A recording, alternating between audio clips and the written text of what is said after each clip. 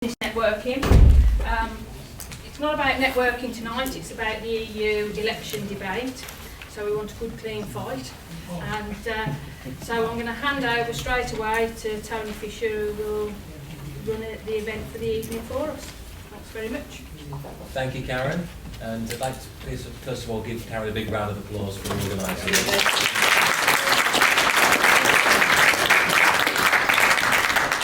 It's good to be here tonight. Thank you to everybody who's come along this evening to the wonderful St Andrews Hotel. Tonight's scenario really is as follows. It's going to be a clean, healthy fight. No spitting, no swearing, no taking anyone's name in vain. I do have mace spray and a hose pipe under the table if needs be. But in all seriousness, what we would like to do is get to the heart of some of the issues and certainly have your say, the kind of things that you want to hear from the people that are gathered here tonight. So hopefully we'll manage to raise as many issues as we possibly can in the limited time that we have. We're here till 9:30 tonight. There will be a break at 8:30 for 15 minutes. My name's Tony Fisher. I've worked in commercial and BBC radio. I'm a freelance journalist too. And my job really is to try and get as many points of view and also as many questions answered as we possibly can over the next couple of hours or so. So a warm welcome to one and all. I thought where we'd start first this evening is for each of our panellists here tonight, and I don't like the word panellist, it does sound a bit like a quiz show, but I suppose in a way it is, to introduce themselves. They have no more than 2 minutes, so we don't allow waffle this evening. We'll try and get to the heart of the matter. And what I thought we'd do is we'll go from left to right with each of our panellists. So we'll start on our far left if we may. Okay. My name's Phil Benyon. I'm the sitting MEP for the Liberal Democrats. And as a party, we are economic liberals and we are social liberals. This means that we will defend human rights and the freedom of the individual, but we're also solidly pro-business and particularly pro-small business. And in addition to that, we do take the climate change challenges seriously. And in the last Parliament have pushed hard to make sure that we don't lose momentum in the battle against climate change during the economic downturn. Our priorities for the next Parliament are to make sure that in terms of business regulation, that business regulation is suitable for small businesses. We started this campaign about 2 years ago with a campaign called Boost SME, that I helped launch with my German colleague, Jürgen Kreutzmann, and it is a whole programme to refit, as part of the refit programme, to look at all the regulations that apply to businesses and make sure that they're actually fit for purpose as far as those smaller businesses are concerned. We also want to continue the trajectory towards decarbonising our economy, but we're very, very aware of the problems that if we go about this too rapidly or insensitively, then we can easily send business scuttling to China and offshoring. So we are very, very keen to make sure that doesn't happen. As myself, I've been running my own farm for 29 years. I've diversified into several other areas, but generally I've been a one-man business over that time. And because of my affinity to one-person small businesses, I've been hosting events for EFIP, which is a fairly new organisation, which is a European Forum for Independent Professionals. So in the next Parliament, we will continue to try to make sure that there's a better budget, and a smaller budget, concentrating more on infrastructure and investment and research and development. And that's, I think, the key to ensuring that we have a vibrant economy, making sure that the money that we do put into Europe is spent on things that add value and are not wasted. Thank you very much indeed, Phil. Hello, I'm Nikki Sinclair. We demand a referendum now party, which doesn't really roll off the tongue, but at least it does what it says on the tin. I believe passionately in an in-and-out referendum for the United Kingdom. I think this argument's been going on in excess of 25 years. I think it's damaging to our country. Indeed, I think it's even damaging to the European Union.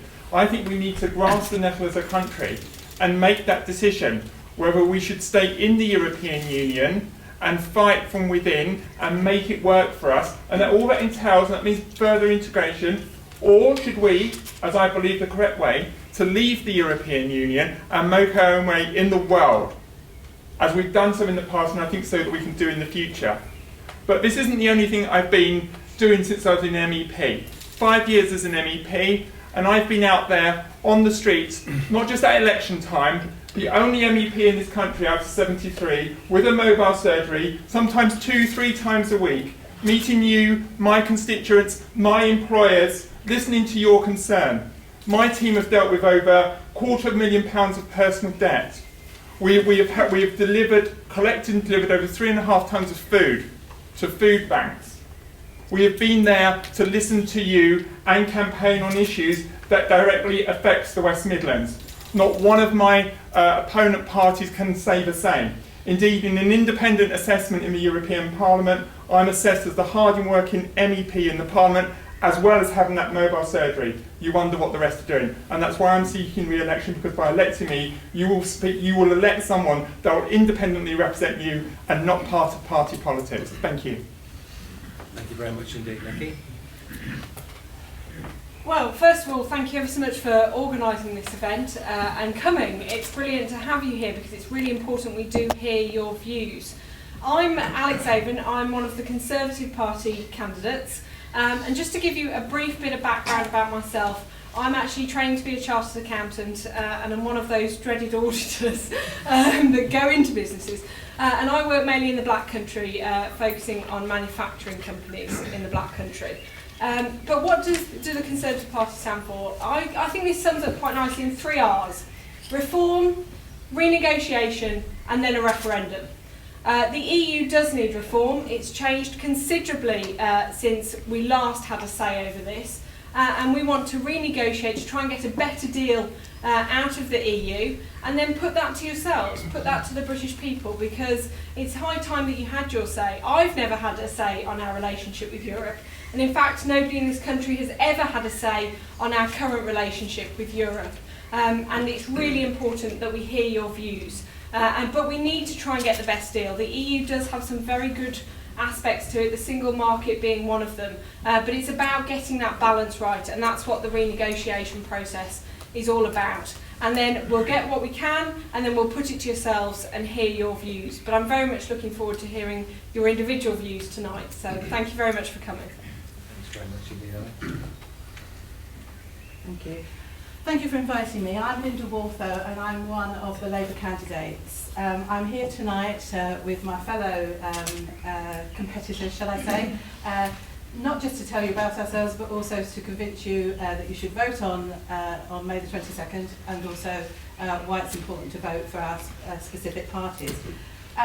One of the main reasons you should vote for me on May the 22nd is my birthday. So I'm not above a bit of emotional blackmail, so if my economic arguments don't convince you, then maybe the emotional blackmail might. No, but to be serious for a moment, I've lived and worked in and for the West Midlands for the best part of 35 years as a teacher. I've worked in business, and as a politician I was the MP for Stourbridge. A very short notice, I have to tell you, but that's another story.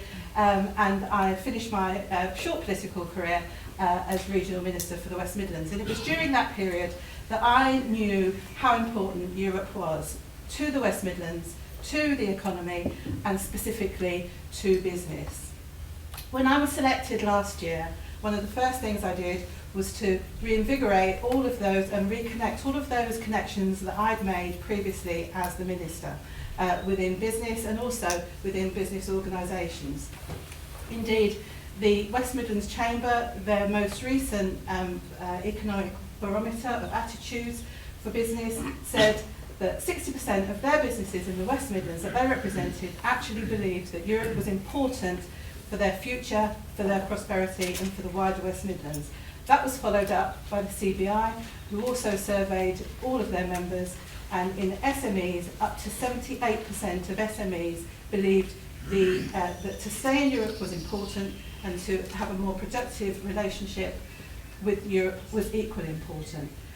That's why I'm here. That's why I think you, particularly as small business starters, as growers, as consolidators, you need also to think about that relationship and your prosperity and the wider prosperity of the West Midlands.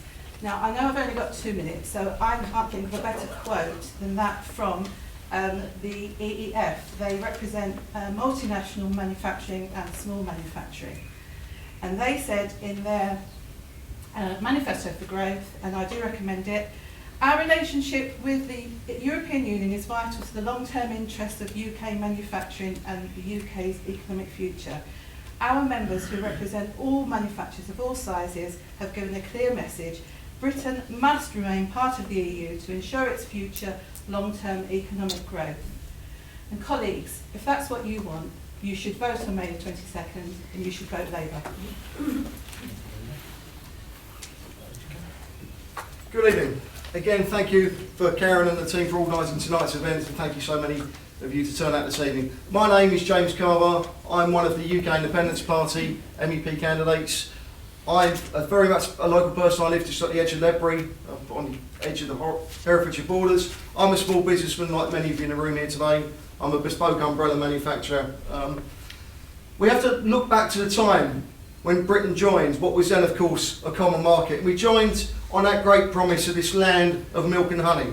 But that's never materialised. As a small businessman and women in the room will know, instead of milk and honey, all we've had is regulation, regulation, and even more regulation.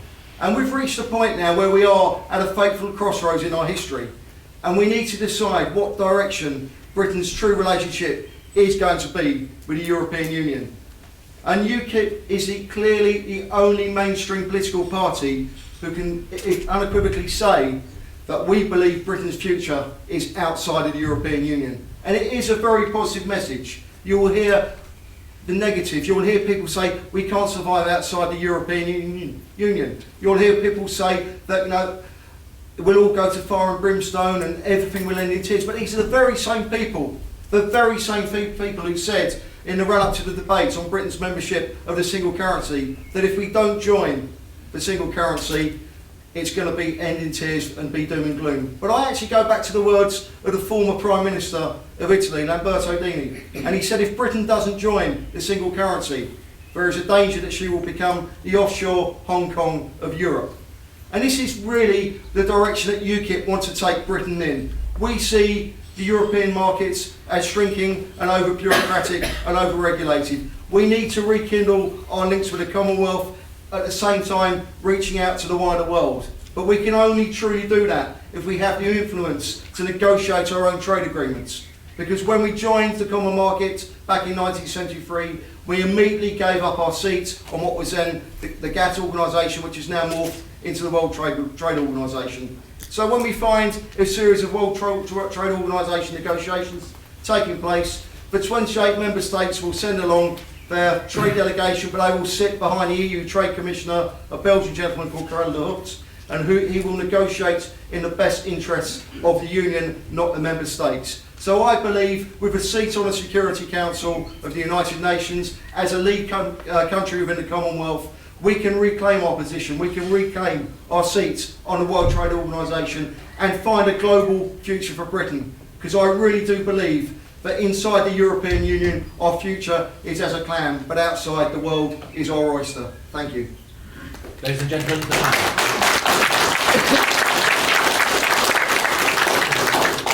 So that's who we have here tonight, and that's their 2 minutes. And now it's your turn. So over the next half an hour or so, any questions that you've got. A little bit later on, we have actually been inundated tonight with people who can't be here but have sent us certain social media messages, the wonders of Twitter and Facebook, etc. And you can actually follow tonight, and one of those rare occasions where you can actually use your phone if you like. Please do try and keep it on silent though. And a very interesting example, my daughter has a bag push ringtone she put on my phone, which went off during a debate the other week, which was an embarrassing experience all round, really. So if you can keep your ringtones to yourself, that will be pretty good for all of us involved. The hashtag, Chloe over there will give you again, the hashtag is? TLC EU debate. TLC EU debate. And also our colleagues at Worcestershire Hour, who I know there's maybe one or two of you here that do that each Monday evening between 8 and 9. They're going to be following our progress through the evening as well, and maybe just tweeting a few of the salient points that come as we go through the night.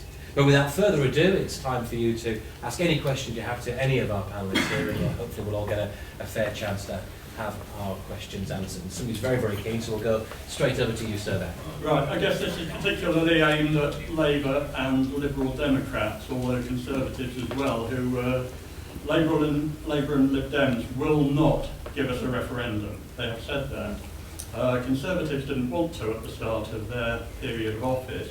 Why can they not trust the electorate to make their mind up? Okay, well, let's start with Alex on that one. Alex, it's fair to say, isn't it, that there has been an awful lot of confusion about the referendum itself. We've heard this week, of course, that David Cameron has said that 2017 will certainly be the year, and he will not be going back into number 10 if that can't happen. Yeah. But there does seem to be a little confusion about the way that the Conservative Party feel about this as a whole. So can you sort of clarify that a little bit more for us? Yeah, I mean, if I can just pick up, you're absolutely right, so I can't see you, sorry. You're absolutely right that Labour and the Liberal Democrats won't give you a say. And it is only the Conservative Party that can and will give you a say, because actually the whole issue about a referendum is it has to be done by a national government. So it has to be done by the government of the day.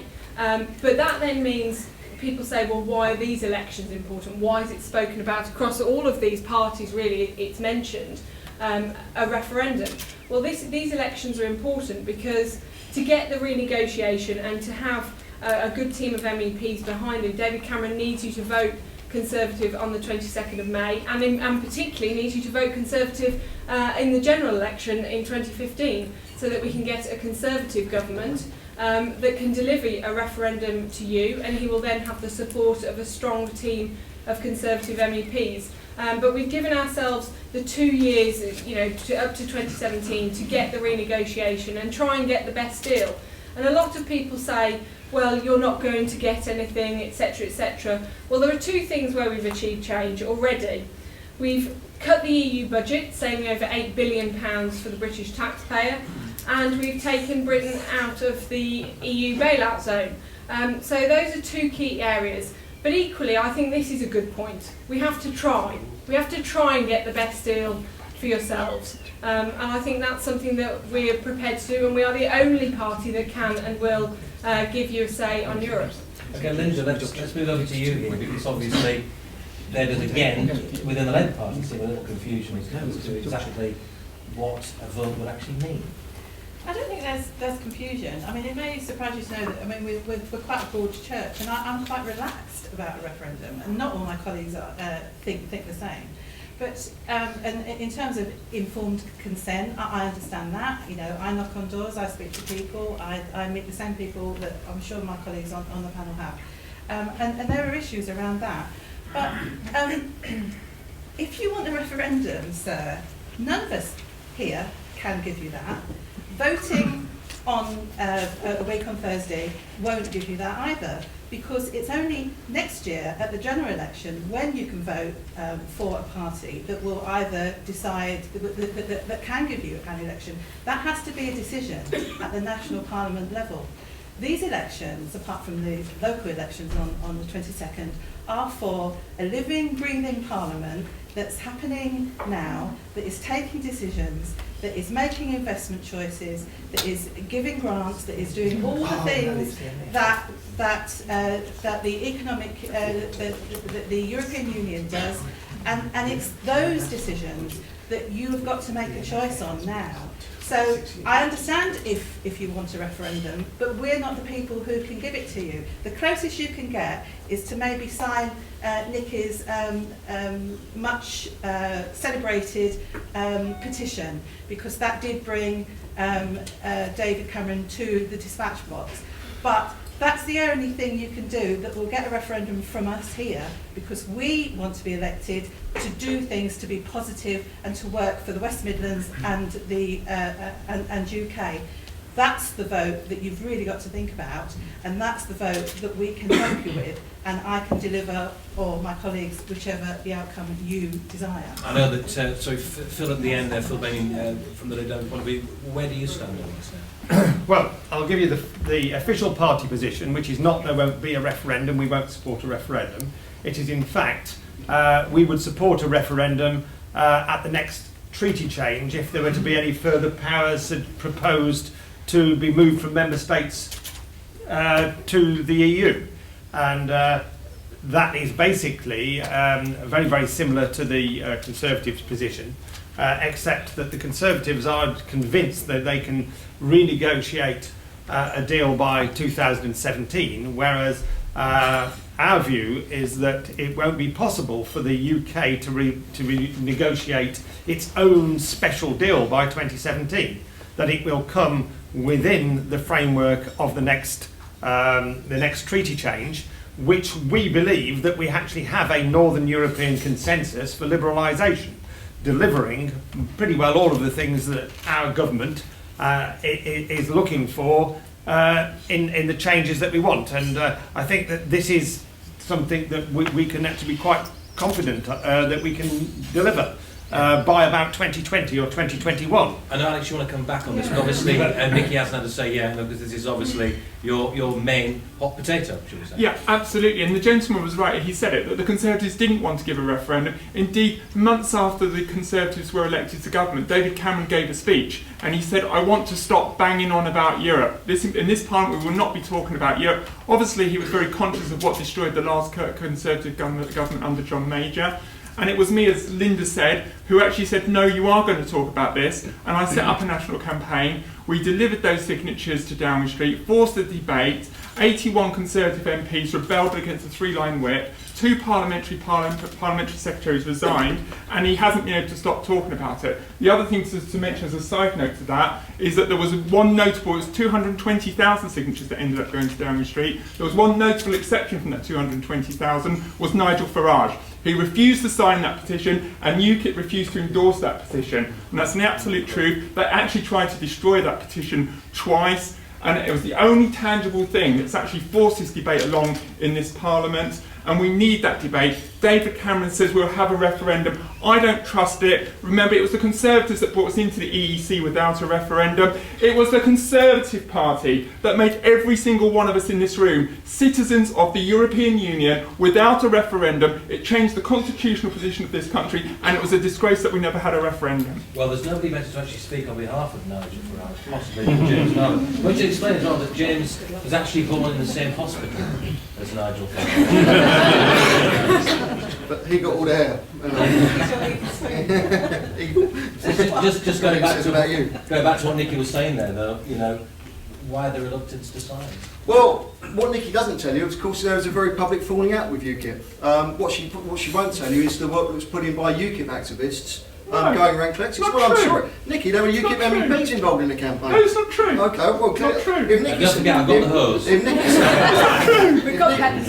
says that's the case, I clearly must step back, because you're clearly always right. And if you want to talk about telling the truth, perhaps you'd like to declare that you're currently being investigated by the police. Okay, well, can I actually answer? I need to probably answer that. No. Well, I'm sorry. I think in the interest of the audience, UKIP have circulated an email here to come and try to destroy me tonight, and anyone can see this email. And it's typical. Sorry. And it's there. We've got it on here. They've distributed something to try to come and undermine me today. So that's the UKIP underhand tactics. Anyone's there to see it. Nikki, okay, can I ask a question? Are you currently on police bail with regards to allegations? At the moment, Yes or no? People haven't come in On cases that I deny, and I'm not like the 2 UKIP MEPs that have gone to prison, Jim. Well, okay, but are you, yes or no, Nikki? Are you currently, yes or no? And Nigel Farage is under investigation by OLAF. Okay. He is, because I've been asked to give evidence in the OLAF case against Nigel Farage. I think Nikki's James, answered can we this. stay seated from now on? Okay. Actually, getting on with the serious business of this referendum. What we're not discussing, and what the Conservatives won't say, is the actual situation with regards to what's being said on the continent. We've heard what the German Chancellor Angela Merkel has said with regards to renegotiation. She said it's not an option. We've heard what the President of the European Commission, Jose Manuel Barroso, said, renegotiation is not an option. We've heard what the Deputy President of the European Commission, Viviane Reding, had said, it is not an option. But of course, probably with the exception of Nikki, saying something nice for Nikki, with the exception of Nikki, everybody else on the panel tonight won't point out that the Lisbon Treaty was, of course, initially the European Union Constitution. And there were referendums held across various member states, and when the public in those countries voted not as the European Commission wanted, what did they do? They had another referendum. And of course they got the answer that they wanted, and what was ended up, we have the European Commission, it was morphed, they've changed the bit, crossed a few T's, dotted a few I's, and it became the Lisbon Treaty. But what everybody won't talk about tonight is that the Lisbon Treaty is actually a self-amending treaty. It self-amends. So we are in a situation where UKIP's position is even clearer. We have to withdraw, or we have two options. We can follow the option of Phil Benning's party, and at least Phil, the Liberal Democrats, have had the honest opinion to say, we are the party of in. You can unequivocally say that Liberal Democrats know what direction they want to take with regards to Europe, and I commend them for that. I disagree with them, but I commend them for their honesty. But I wish very quickly, because we need to move on. We've got lots of questions. I know that you just want to come back on a couple of points. Just very, very quickly, what you have heard and what people are right, and I said it in my answer, was that this is a national government that will initiate a referendum. So clearly, what Linda and James and everyone else is saying is if you want a referendum, you need to vote Conservative at the general election as well as this election. Wait and see. Okay. Well, let's move on. What, are you going to change your policy? I hope they're all as spiky as this. Let's go on to you, sir, now. Yeah, on your initial presentations, one thing that strikes me is particularly the Conservative representative seems to get mixed up between the common market, which is what I voted for, I was just about old enough to vote for it, and this big political union. Nobody in this country has ever voted for a political union. I don't think any of you sat there have got any legitimacy. You know, we never asked for MEPs. They're imposed on us. We asked for a free trade agreement. And so what's wrong? What's wrong with just trading with Europe as business people, you know, and not having this great big bureaucratic, expensive nonsense? That's my question. Yeah, so the question, what's wrong with just free trade? Why do we need a political element to cooperate with the rest of Europe? Right, okay. Especially as it's a shrinking market. Indeed, and I'm sure this is a topic that we've maybe touching on quite a few times this evening, actually. The European market in general, and what can be gained. But why all the need for the politics? Let's start this one with Phil this time. Well, I do believe that the political dimension of Europe has gone farther than it's needed to, and I think that a number of other panellists would agree with that. But you can't have what we're in now is not just a free trade agreement; it's a single market, and a single market and a free trade agreement are different things. A single market, a free trade. You shouldn't shake your head. But they are different things. A free trade agreement is an agreement that you can export to a country with various. There's still various barriers there. In other words, if you've got we can have a free trade agreement with the United States, but there will still be a customs post looking at what's coming in and out. There will still be paperwork. A single market is basically a single market. A piece of machinery goes from a factory here in Droitwich and ends up in Italy or Germany without any questions asked, without any barriers, without any paperwork, without anything at all. It just goes. You have absolute right. Well, that's not true. You do not know what you're speaking about. Well, I do. We have just had 5 machines sitting in the docks in Bremen, and they've waited there 2 months because of German bureaucracy. Well, this is how it should. That should not take place. It shouldn't because well, I do, because basically I've spoken to a manufacturer who sells to Italy. Let me answer your question. And he sells machines to Italy, and they go on lorries, and there is no paperwork. Let me answer your question. The problem with our European community is that we want it to be something that it isn't. We want it to be a community where we all trade with each other. That is not the case. If you try and export machines, and let me just say who I am. My name is Jeff Lloyd. Yes. I'm managing director of a company in Redditch. We export £1 million a week into Europe. I'm ex-president of the Manufacturing Society. Yes. And I'm on the main board of the whole European Machine Tool Organisation. And I was at the EEF meeting that you were talking about before. Yes. And the question that was put to the EEF meeting was, do you think that if we stop trading with Europe, that would be wrong? And people said, of course. Well, of course it would. But who would stop trading? Well, of course we won't. We know that. We see a big expansion in our factory on the hope that we come out of the European community. And someone spoke earlier on about the Commonwealth. Let me finish. Well, yes. Someone spoke earlier on about the Commonwealth. My wife and I were in New Zealand and Australia over the Christmas period. They would adore us to be back part of the Commonwealth. One of our biggest markets, as per the current Conservative Prime Minister, will be India. India is not part of the European community. Well, of course it isn't, but we have we're doing a free trade agreement with But India the now. point is- Now, you're talking about the EEF, but I was at the last employment committee meeting for the EEF, and all of the people there said that they contradicted exactly what you've said, and this is coming directly from the EEF. Let's stop it here just for 1 second. Jeff, And I went to a Phil, thank manufacturer. you. No, I went to I actually haven't had a say yet. Wait a second. Okay. All What I've I'd done like is- to do here, I've just because been we've only got a interrupted. limited amount of time. Well, Jeff, thank you very much indeed for your views, and it's actually good to get some.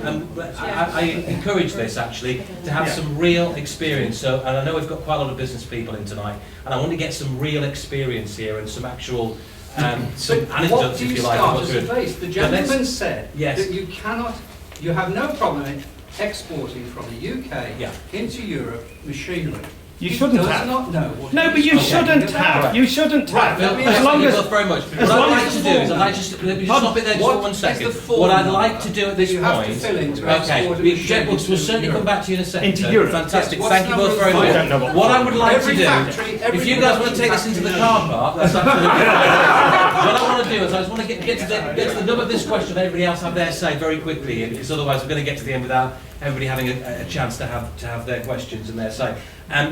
We need to get back to that point again, though, about this free trade with Europe. And we're hearing now an example there that it isn't easy in Europe right now, that we don't have certainly the avenues open that maybe we're being told that will be open. So let's just expand that side. Let's talk to Linda now. So Linda, where do you stand on this? I mean, is this idea of a free Europe? I mean, is this just polemic talk, or is it? Just to qualify my earlier statement, because I feel a bit like it's been taken out of context. Of course, there are areas where reform is needed, where change is needed, where you need somebody to legislate on your behalf or advocate on your behalf. And in instances like you have currently MEPs who would work for you on those matters.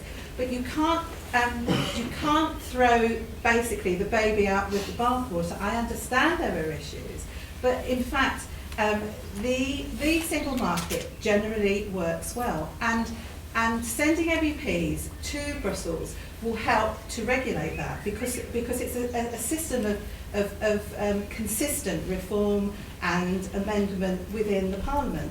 That's what it's there for. So although I understand and appreciate you're having problems, that doesn't necessarily mean that everything is wrong with the EU and the single market. And just going back to the gentleman, I think it was you, sir. Yes, you voted for an economic community, but of course there have been summits, there have been changes, there have been treaty changes, all of which were decided upon and negotiated with members of Parliament, with ministers, with prime ministers, for whom supposedly you voted. So the changes have come about through So no consultation with the public. democracy, and they would have had. Let me finish that. They would have put to you a political position both for the national interest, for the regional interest, Yes. and you could have at that point If I've been expressed your told, opinion. if I've been told the truth. Nobody has told the truth about Europe. Originally it was a common market, absolutely nothing to do with politics. There was never going to be a federation of Europe. That was ridiculous nonsense. Anybody who suggested that was an extremist. Well, there isn't now. And then it became accepted, Indeed. and then it That's what I'm crept up. saying. Incrementally, it came into Indeed, but the consciousness it wasn't, that wasn't going to happen. It wasn't forced upon you Then- by the commissioners. then- you had All right, ministers. well, talk over me if you wish. I'm just telling you about my Now, let experience. them have a say and you can come back. So You're saying you didn't have a say, but you That's have correct. had opportunities No. at every general election. No. to No. actually- What, so what you're saying is You're that all deceived. Traitors. is that no member of parliament, that no candidate ever told you about what their party was going to do on Europe. You've or always on- said. Well, I'm sorry, but I've My delivered generation leaflets was and deceived, spoken to really. people that have said that have said the opposite. So I'm sorry, you obviously didn't read We've them. never given You know. our politicians Well, the well, right to you- permanently give away our sovereignty and our rights.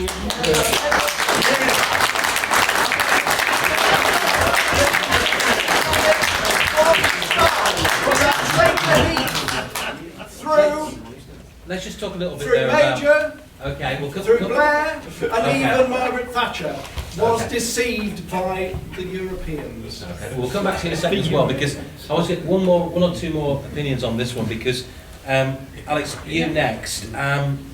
This idea, once again going back to the idea of this ideal free Europe, does it exist, really? I think one thing I'd like to make, and generally the comments that have been made, is that actually the European Union is a very, very complicated, and I'm not defending it, it is a very complicated institution, and I know that because I did my dissertation on it.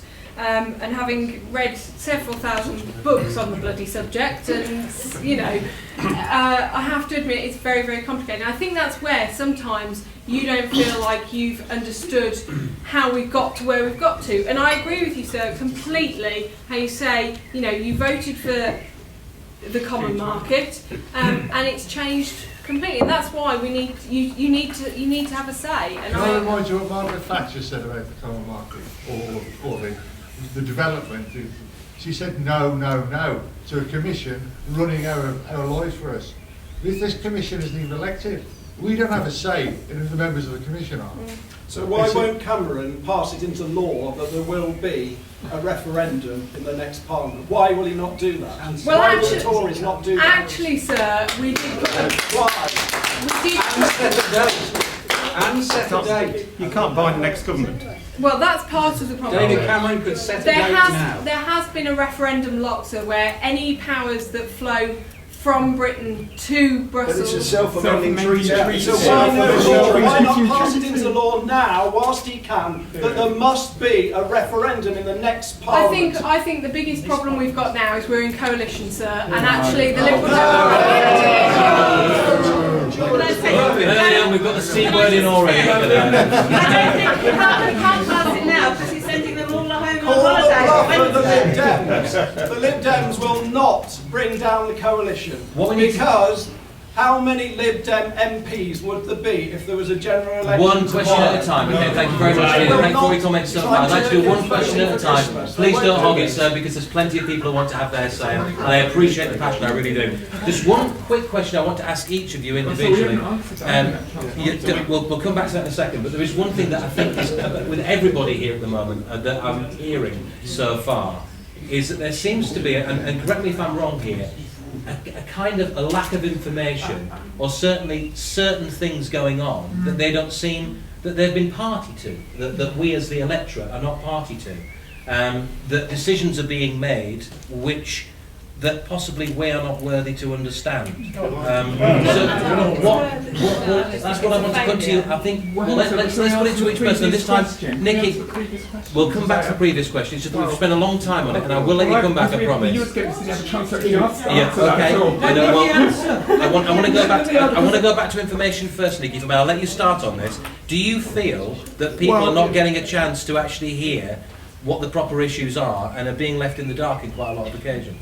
Absolutely, and that's why I advocate a national debate as soon as possible, and then let's make a decision. You're saying yes, Alex, but David Cameron says 3 years' time, and that's the problem we've had before, isn't it? Well, I have been starting the debate ever since I forced your leader to this debate because we didn't want to. But exactly. What we've had, and Linda here, and this is what you get, the lies from the main parties, and we've heard it here, haven't we? Linda Wolf has said, well, you elect it when you elect a general election. I remember the 2005 general election when I stood in Halzone and Rowley Regis, and Tony Blair had promised us a referendum on the Constitution. And during that general election, I was standing against Labour's Sylvia Hill. She kept saying to us, shut up, we don't want to talk about the European Union, you're going to get your referendum on that. Tony Blair has promised it. And we were deceived. And David Cameron promised us a cut, and she's shaking her head. But then, do you know what the Labour Party was told when they changed it to the Lisbon Treaty? Tell everyone it's just like a rat. It's just like a rat. A human and a rat is 97% the same, and the 3% makes all the difference. That's the difference between the Lisbon Treaty, and that's the difference between the Constitution. That's what was seriously put out by the Labour Party spin doctors. We have been deceived by the main parties. It's for the people of this country to go beyond the usual parties in this country to actually demand a referendum. We cannot trust these people any longer with the future and the sovereignty of our country. And what I call for, and no other party has called for this, is an independent panel set up. For example, I would like to see a law lord, a scientist, Gordon Brown, he was Chancellor Executive 10 years, Nigel Lawson to counter that, some trade unionists, an independent panel that would look at the facts of how much it costs us per day, how much of its laws make it, how many jobs are dependent on the European Union, and put that to the people. Because there's only one part of society can decide this, not the professional politicians, it is us, the people. Thank you. Phil, we've mentioned the coalition word now, so cover this. I'm going to go to Jim after Phil. Phil, first of all, because I didn't quite get a chance to finish the last question either, but as far as information is concerned, as I said, there seems to be a feeling in the room that there isn't the information, that decisions are being made without our knowledge of them, or certainly in some sort of Machiavellian way. Do you feel that? I don't think they're being made in a Machiavellian way in the Parliament, but I do think that the Parliament's and the council are badly reported in the British press. So that's why it seems so.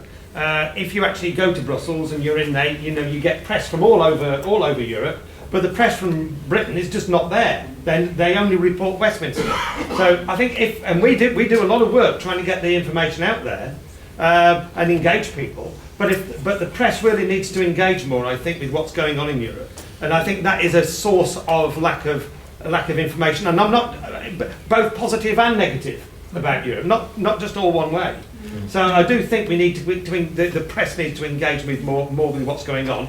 We're trying to also to make the British government engage more with what goes on. It very often fails to see something happening, turns up at a council meeting without actually being properly briefed, and then not really understanding the implications.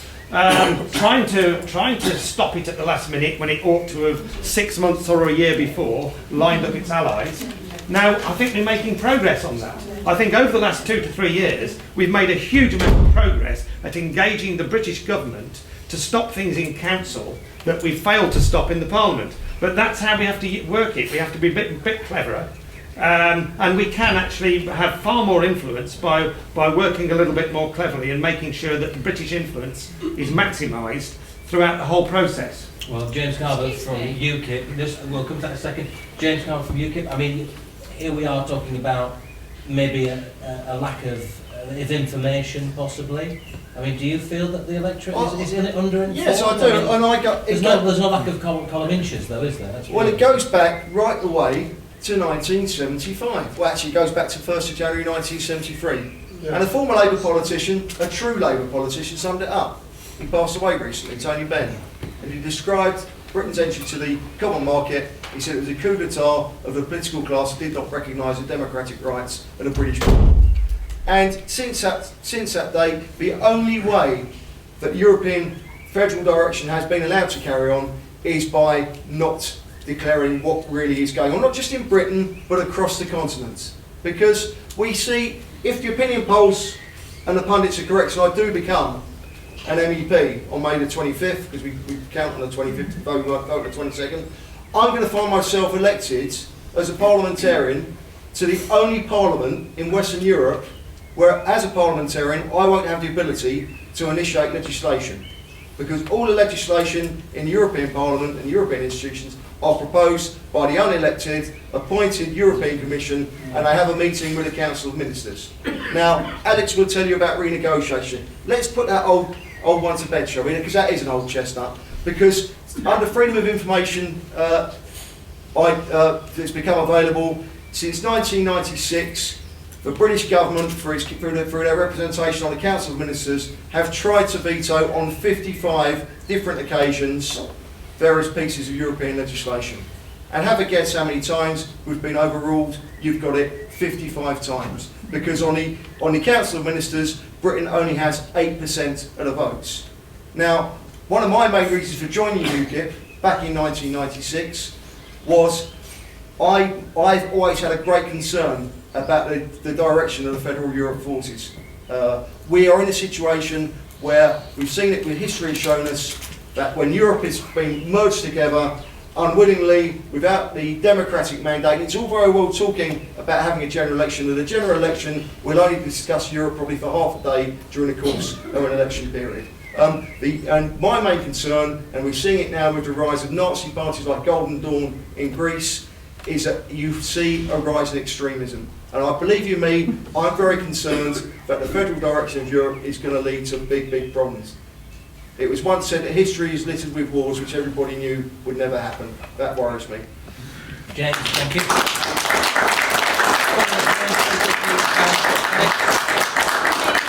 I can be very quick on this. I do agree with pretty much everything that Phil said about the lack of media coverage okay, we're in an election period, so we get media coverage now, but generally I've seen, over the 5 years of the Parliament that there hasn't been much coverage about what's been going on. So I'll keep it very short for you. And also, I think the fact that we have proportional representation and we elect the way we do makes it very difficult. I think it was far better when we had one MEP for one area, whether it was Worcestershire or Hereford or whatever it was, because that way there was far more connection between the person, the electorate, the issues and the Parliament. That way people knew who they had to go to, they knew who was fighting their corner, and they knew it was up to that person to make those alliances and to make it work. So I actually think we've suffered in terms of, effectively, I think there's a bit of a democratic deficit because of the way that the proportional system has actually worked. We need to go to another question. We've only got about 10 minutes left, so I'll go to you. Chairman, can I be on the... Sorry, we'll go to another question in just a second. Carry on. Thank you. I'd like to perhaps come in on this business of lack of information and, dare I say, misinformation. Because in her introductory speech, Linda made a rather bold statement, as I understood it, saying basically that membership of the EC was essential for business growth and business. Now, I'm speaking personally from my own experience. Some years ago, I was approached by a New Zealand company and asked to set up a European division for them. I set up that division. Now, New Zealand is as far away as you can get, and it's certainly not a member of the EC. And I'm very pleased to say that we took 70% of the European market for this particular product. And that company in New Zealand is now actually the largest producer of this product in the world. So, I'm sorry, but I must refute what you said. Membership of the EC is not essential if you have a good product, a good price, and you're prepared to get on your backside and go and sell it.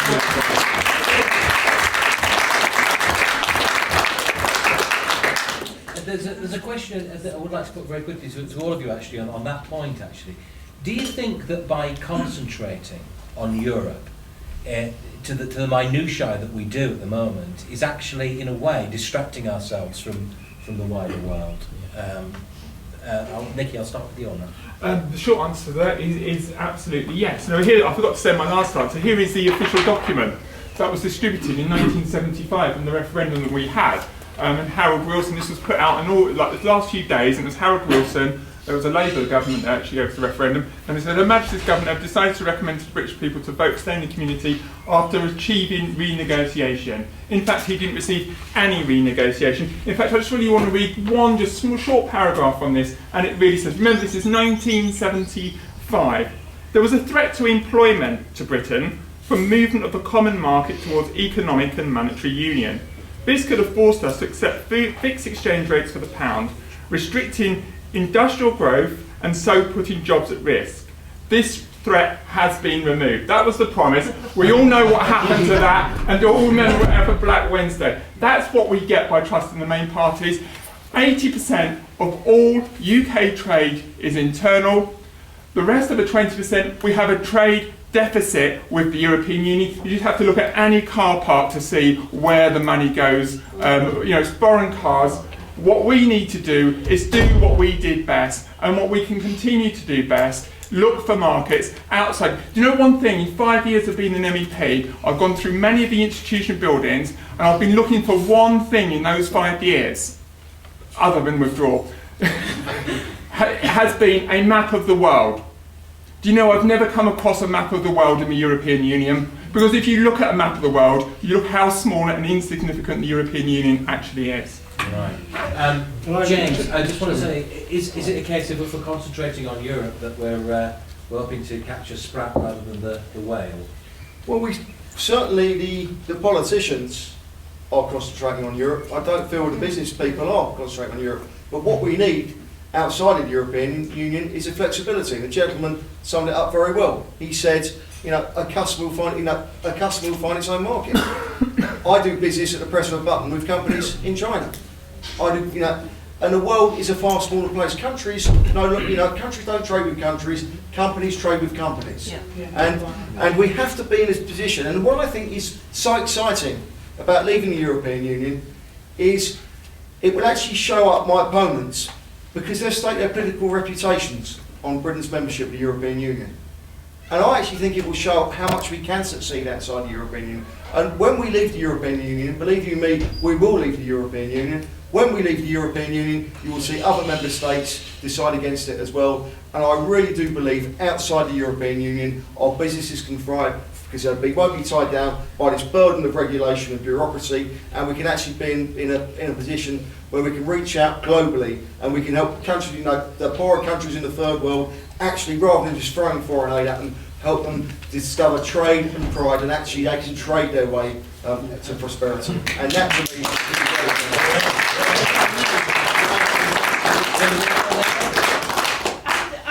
Just to add to you, sir, I think I said it's vital to the long-term interests of manufacturing and our economic future. I didn't say that's not what may I give you a little bit more information? I didn't say, I'll come back I didn't say it's vital for, or at least I hope I didn't say it's vital for your business. But why is it vital? That was the conclusion of that actual survey. That's all I'm saying. I'm not representing business. Have you got the survey there? Yes. It's not what it concludes. Yes, indeed. I have.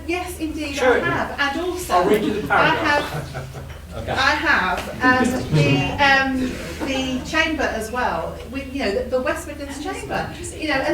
And their actual conclusions were exactly the same. So I'm really sorry if you don't like the conclusions, but that is what they came to. Okay, Alex, Conservative. I don't think that, I do agree with Jim, politicians are going on about Europe, but from my experience speaking with an accountant's head-on, actually the businesses that I deal with, they're not just talking about Europe, and they are trading across the world. And Jim is quite right, companies trade with companies. I do agree with him on that. I think the single market is a good thing. I'm not saying it's perfect. I'm not saying it's perfect, but I agree with you that companies are trading outside. Is it good for Greece? Okay, and finally, Phil. Is it good for Greece? So we'll come back to that, Phil. Can you answer that question, please? We're going to come round in a second. Go for it, Phil. I actually agree with Alex and Jim on this, that companies are not focused entirely on Europe. I mean, I think they're equivalent. They're happy to export to Europe. They're happy to export to the United States, to Brazil, to wherever they can.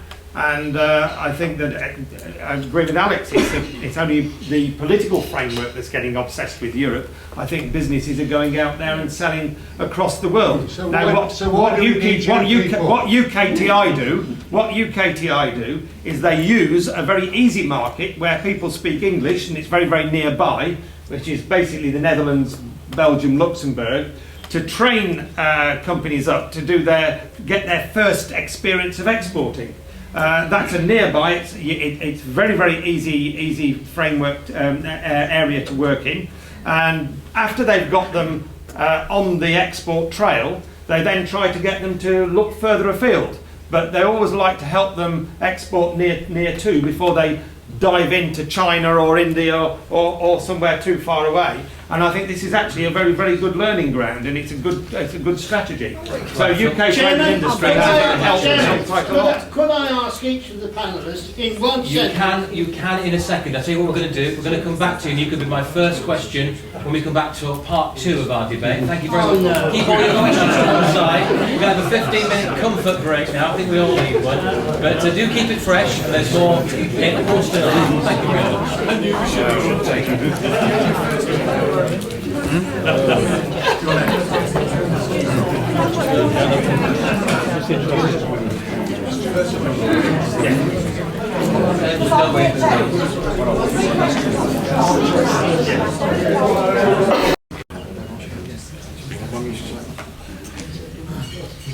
Welcome back, everybody, to part 2 of our EU debate here at St Andrews Hotel this evening. And I have promised several people to get their questions in. Forgive me if we have to move on quite swiftly. We've got 40 minutes left. I want to get the best out of this 40 minutes as we possibly can, so we can get to the heart of some of the issues. And I have promised that gentleman there the first question.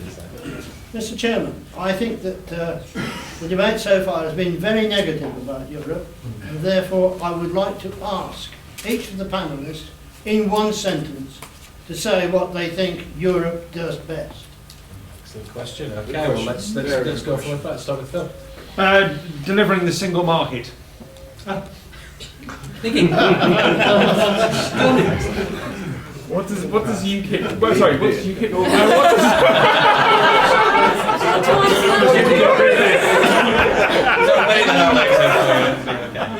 What does Europe do best? Oh, and that's a struggle. I'm desperately trying to think what it actually does best. I suppose what it does do, it's a mixture. It's a mixture of cultures, which can never be a bad thing, except if it's a Eurovision Song Contest.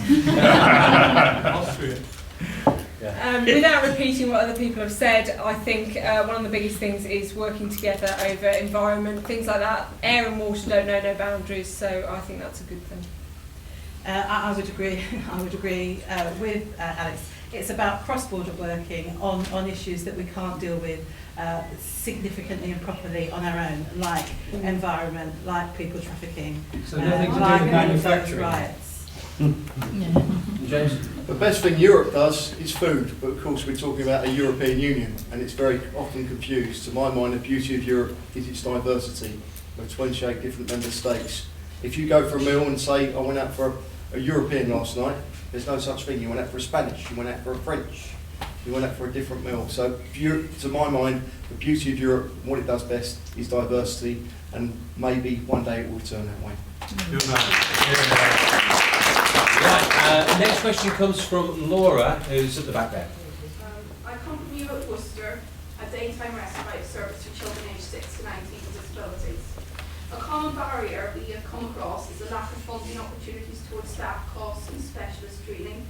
We have undergone a massive growth spurt, 300% in 3 years, so this is a primary concern to our business that the additional staff and subsequent specialist training can be covered. As we are members of the third sector, this status has added a further barrier to accessing such funding.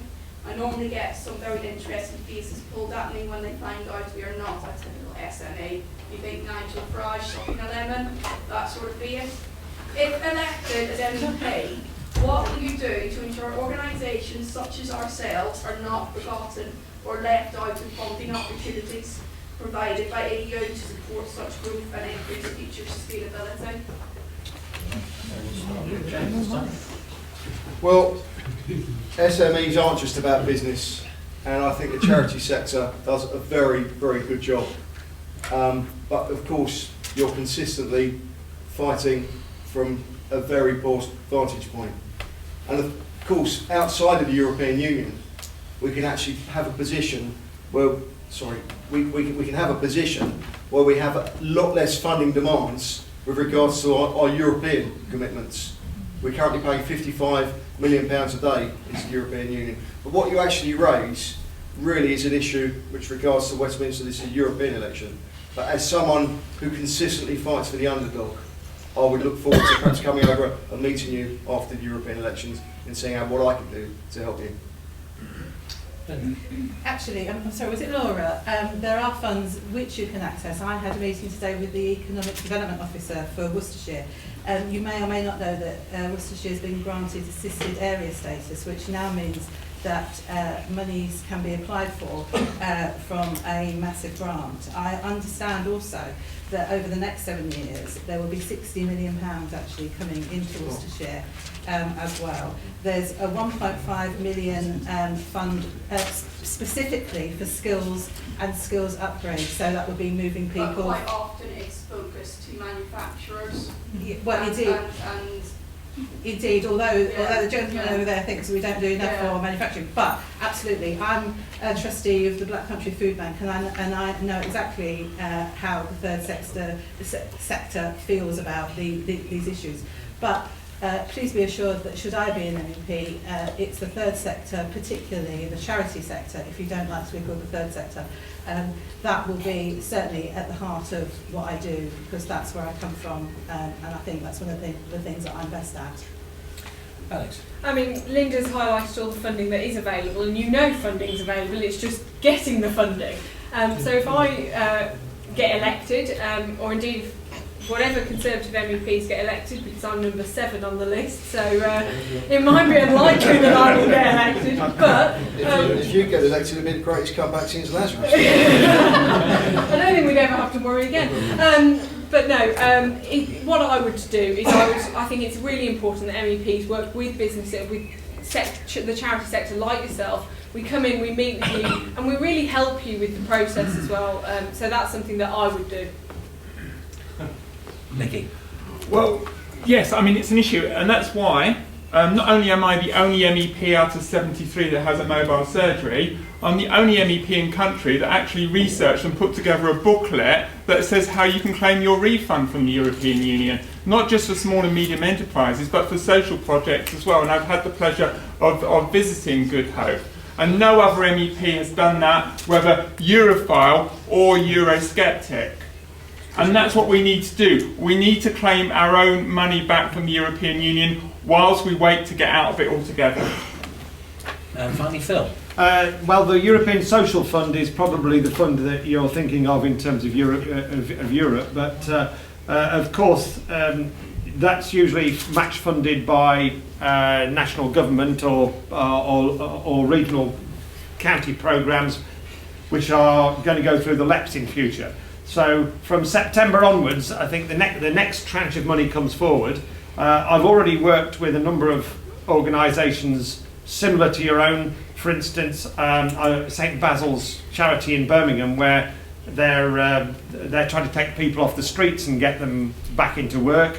I've worked with the Queen Alexandra College in Harborne, where they do work with severely disabled people, trying to get them into work. So the social fund is the fund that's in question. Now, I can certainly be very, very happy to come and see what you do in your particular organisation, because what the social fund has been focused on for the next 6-year period is social inclusion and employability, and putting those two things together. Obviously, you do need to make sure that it becomes a local priority and work with your local authorities to try and access these funds. I think certainly when they come to the LEPs, you need to work with your local enterprise partnerships. But isn't this a problem that the MEPs are not assisting the social? I mean, you've got 73 MEPs and we're not there. It's always like your local government. And these things have to be match funded.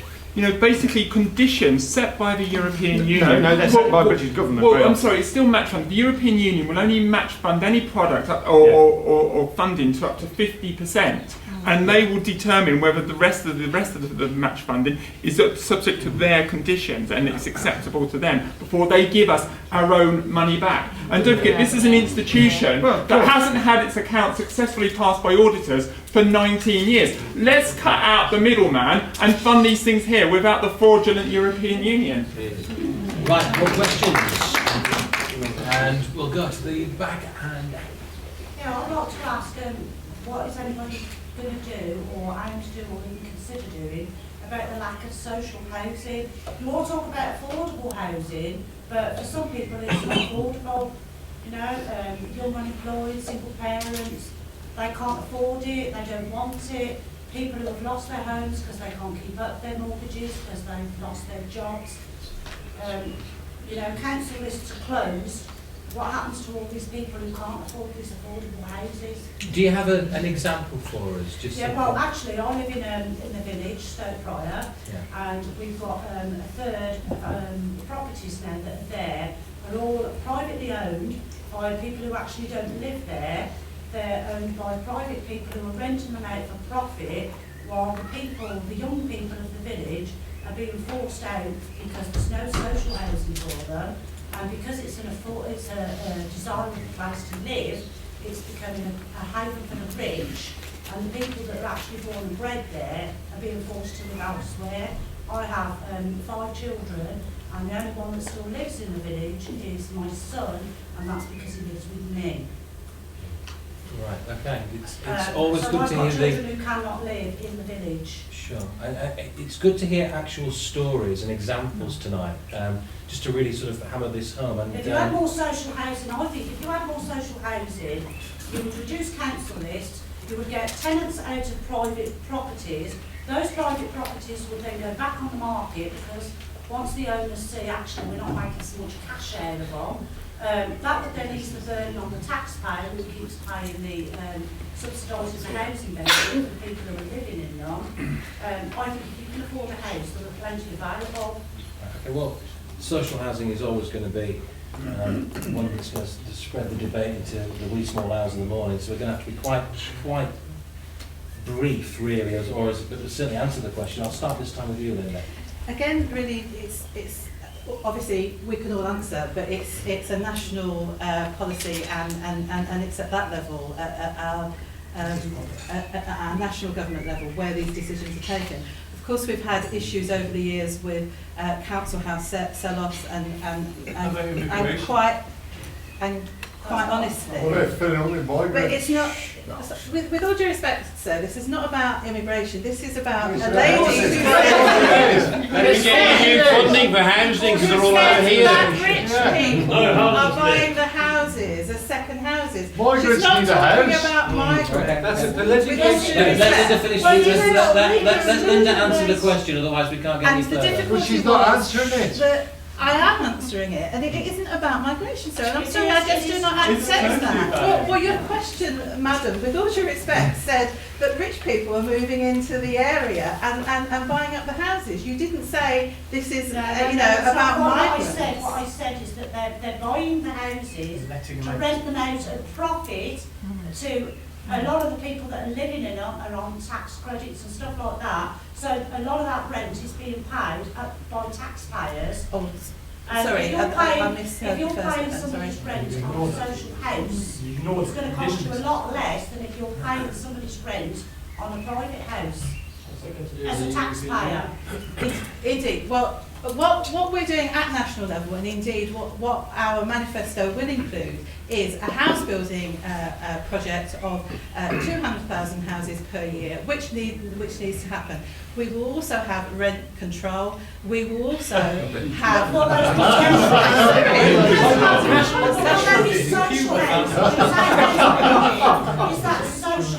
like cash building, indeed, rent control. social house building. Social house building, yes, it is. Is this for English people or migrants? I think we're going to. I don't think it was specified. I get the feeling we'll be touching on the immigration issue before the end of the evening here. We'll come back to that in a second. Just to go back to the subject here, this on social housing, and also the idea here, and I think there's something that if I may speak on your behalf as well, about this breakup of the community, where people are being forced out of the area that they've lived and grown up, and many of their parents and their parents' parents have lived there. Now they can't afford to live there. So what are the solutions? Well, can I just say, I understand exactly where the lady's coming from, because I live in Bromsgrove, and my fiance used to live in Stoke Heath, which is obviously the next village along, and we couldn't buy a house in Stoke Heath. So we had to go elsewhere, and we're very lucky in the support that we got, sadly due to a death in the family. But I do totally understand where you're coming from. I think one of the big issues that we've got, and I know it's a big issue in Bromsgrove, is development and housing development and where we put it. And that's a big issue. So if we want to look into that, we need to work very closely with councils and and communities like yourself, so we can identify the areas where it's most needed. Yeah, but is this social housing? Or are you talking affordable housing? Well, I'm saying that we need to work with you and the council, Bromsgrove Council, to try and identify areas where we can have social housing. Nikki? Well, of course, social housing is not an EU competence, but this is something that we've actually dealt with in my mobile surgery. And I'm just thinking of one particular young lady with a young family who was born here in Droitwich Spa, and we managed to get her rehoused in her own flat. So, you know, that's actually one of the advantages of my mobile surgeries, something my 72 fellow MEPs don't have the bother to do. But look, the last Labour government told us in 2004, and there is an immigration element, a migration element into this, the Labour government in 2004, on the enlargement, told us there was 14,000 immigrants coming to this country, 1-4. We know there was approximately 1 million. But how do you pre-plan for 5-year-olds going to school when you don't know how many's going to come over that 1 million? How do you plan for dentists? How do you plan for doctors? And how do you plan for social housing? They had no plan, and of course when the Conservative government, and UKIP way overestimated about Bulgarians and Romanians, we all realise that, but the Conservative government, the coalition, sorry, the Conservative Liberal Democrat coalition, when asked the question, how many Romanians and Bulgarians will come over, they just went, we don't know. So how can you plan, but how do you plan for that? How do our local authorities, how do our hospitals, how do our social infrastructure plan for that? It just shows that we've given up power and we've given up control of our country. Yeah. I'm going to go back to the question, and it's twofold. As far as affordable housing is concerned, the problem is the planning system. What we need to do is get away from this idea that we draw a line on a map. I'm a farmer. I know how much my land's worth, and I know how much it would be worth if it got planning consent, and it's 100-fold. So you are in a situation now where a house, if it's £240,000, it's basically £80,000 to build and £160,000 to buy the land. And that is all manufactured value by the planning system. So we can have much cheaper houses, and this is the affordability question, if we reform the planning system. But as far as social, that's the other half of the question is social housing. I was a councillor for 12 years, and I was trying to push an idea on my council, which the Conservatives on the council weren't very keen to adopt, that we should have a village homes for village people approach, which means you have acceptance. You have yes. I'm with you on that. Anyway, the way you do that is have exception sites, and exception sites are basically like houses that you can build outside of that planning control. So they're much cheaper, but they are social housing.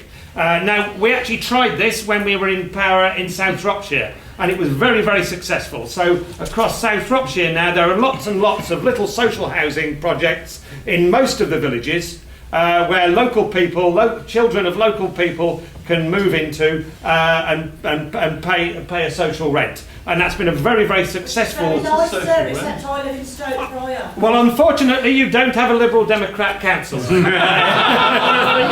Okay, final view on this one. Social housing, James, you Okay, go. well, I'd just like to say, feel like the young man I was once in your shoes, but sorry, that's a poor joke. Okay, social housing. We've got to go back a very long way, because the problem with social housing, which the biggest mistake to my mind of Mrs Thatcher's government was, I don't have a problem with selling off the council stock, but the money that was raised from that should have been put into building more social housing. At the end of the day, we were talking earlier about British manufacturing, and it's exactly the same. It's supply and demand. You will always find your market, and you will always find your level.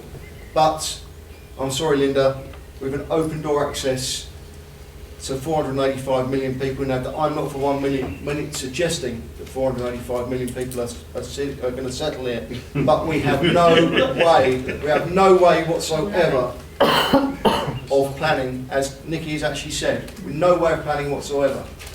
And it is a ridiculous situation, but the supply and demand will only drive property prices up further. And let's remember, by the time this government, the coalition government, the prime aim of the coalition government, we heard it when, Nick and Call Me Dave got together at the start. Their prime motive of the coalition government was to clear the financial crisis that had been left by the previous Labour governments. And we're in a situation where, at the end of the 2015, in May 2015, our national debt will have more than doubled. So we have to be very realistic about this. My answer is finding a correct level in that market. And the only way we can adjust and find a correct level is actually to take control of our borders. Because while we have this open door policy, we have absolutely no control on how many people can come here and settle. And I'm not just talking about Eastern Europe, because property prices are going to go up. And the reason that property prices are going to go up even further is because of the financial crisis in the southern Eurozone. It's already happening in London.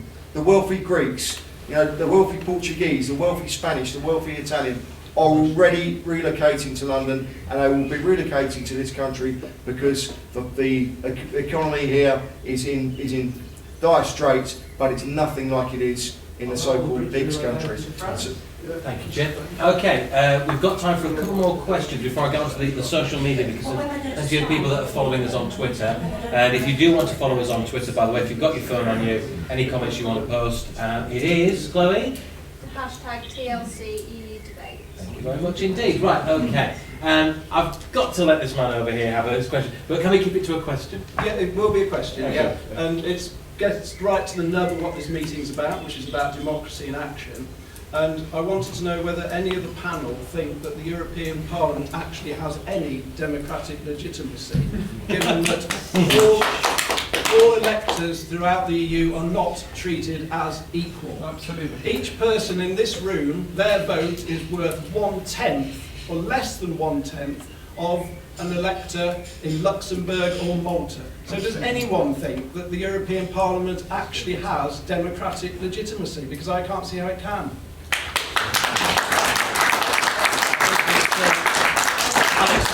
Start first on that one. I mean, I agree with you. I think, actually what the Lisbon Treaty tried to do was level the playing field a bit, which is why the Conservatives in the West Midlands gained the extra seats, because we went from 6 to 7. But there are problems with the way the system works. I think everybody on this panel will probably agree with you on that. But it's working with what we've got and trying to do the best we can within it, really. So you're saying no, it has no democratic legitimacy? No. Well, the no. To the question is? Yes or no? Well, no. I think the people that No, they can't say no is good. You just have my seat for 10 minutes. Nikki. No, it hasn't. You quite rightly raised the fact that Luxembourg, Malta, etc., they have a minimum of 6 MEPs. Their population is about 500,000. In the West Midlands region, which elects 7 MEPs, we have a population of 5.2 million people. Oh, that's 5.8, I think. Well, that's news to me. But anyway, it makes it even worse, doesn't it? And therefore, the votes there are not fair. and equal. Whether even you could call the European Parliament democratic anyway, as I said, you can't initiate legislation. If we reject something, the European Commission stand up and say you need to really think about this again, the whole EU model. But let's see, I think what is important in these debates is to actually say that we have touched upon proportional representation, but you've got to understand the reality of this thing. What each candidate here needs to be elected. Phil needs 10%. I need 10%. The Conservative here needs 90%. Linda needs 34%, and Jim needs 21%.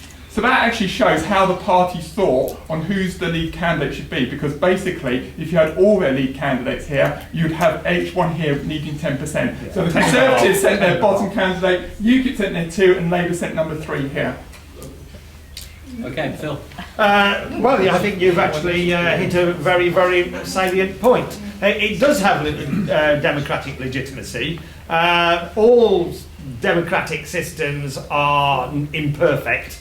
Some of them are better than others. But this very issue about the large member states being underrepresented and the smaller member states being overrepresented, in my view, needs rectifying and needs changing. We got a small change at the last treaty change. I think there is probably a justification for the very smallest member states having a minimum, not just having one. Yes, I know. No, I would give them a slightly higher minimum than one. But the current situation where Germany needs over 1 million voters for every seat, we need about 700,000 or 800,000, and the smallest member states can need a fraction of that. I think is wrong, and I think we need to continue reforming to try and get that changed. Okay, well, we've already heard about reforming. Well, you've heard what I said about reforming. It's just not possible. Of course I agree with you, sir. How can it be that the second largest net contributor to the European Union is in the situation that you've highlighted? And there never will be a democratic, even level playing field across the European Union. Let's remember the fact that, of course, this project continues to enlarge. Already, there are accession countries with a population of over 100 million people. Turkey with a population of 60 million, and of course we have the former satellite states of Albania and the other breakaways, Serbia, the other areas left over from the former Yugoslavia. So there will be no level playing field. All this does is just gives greater clarity that we have to make this decision with regards to this direction this country needs to take. There won't be a level playing field in the European Union. There can't be. And I tell you, as the European enlarges, we will have even less representation in the Parliament, as will every 27 member states. Linda. Just for the sake of brevity, I suppose I agree more or less with Phil that it's probably as close as we can get to a democratic balance, given that we have a proportional representation system. There are no perfect systems. Even our first past the post system here makes votes worth more in marginal seats, for instance, than it does in other seats. But it's, you would agree, sir, that that's not perfect either. Democracy is, that's as good as we can get, I think, given the situation. But I disagree with the sort of the complete negative view that it cannot be reformed. We managed reform at the Lisbon Treaty. It's entirely possible to do it again. And I take you back to an earlier, before you shout me down again, sir, an earlier point that I made, you cannot throw the baby out with the bathwater. Overall, the advantages outweigh the disadvantages, and that's where Okay, well, I've got to come back on that. I've got to come back on that because renegotiation is not an option. I go back to what I've said with regards to Frau Merkel, with regards to Barroso, and with regards to Viviane Reding. That renegotiation is just not an option. A referendum is an option. Yeah. Set the date. Not on May the 22nd, it's not. But what happens with that referendum, if and when we ever get it? What happens with that referendum? Do we end up with a model with regards to what happens in Ireland, in France, in the Netherlands and in Denmark? And so we end up going back and asking the question again. You know, let's be very clear. This is a very clear in-out position now, and you cannot. And I have to agree with Roy Jenkins. He said there are now only two clear and consistent positions with regards to Britain's membership of the European Union: all in or all out. And I think a very positive, clear message of a global future for Britain is not only positive for Britain, but I actually think it helps to clarify the situation with the European Union. And what is more, I believe we will get on far better with our continental neighbours outside the European Union, trading as we should do with a genuine free trade agreement. Because they will all... We've got time for, I think, maybe two more questions if we're quite brief on these. Anybody who hasn't had a question or spoken yet at all? You said that you haven't spoken yet. So. Certainly, we did have more earlier on there, but by all means, certainly, we're not anti-female tonight. So a female question. So we had a female question? Yes. Yes. Do you want to?